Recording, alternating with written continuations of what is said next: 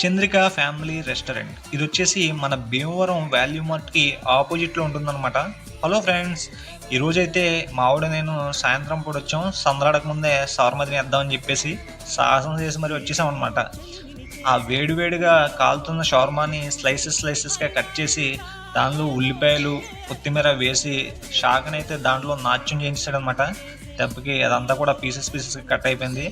తర్వాత ఒక రుమాల్నయితే తీసుకున్నారు. రుమాల్ అంటే రుమాల్ కాదండి, ఓ రోటి.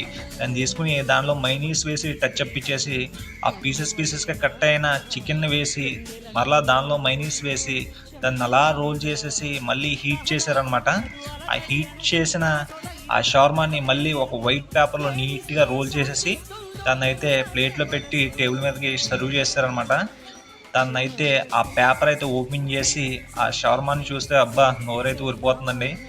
టేస్టింగ్ అయితే చేసేసాం. సూపర్ ఉంది. వీడియో గనుక నచ్చినట్లయితే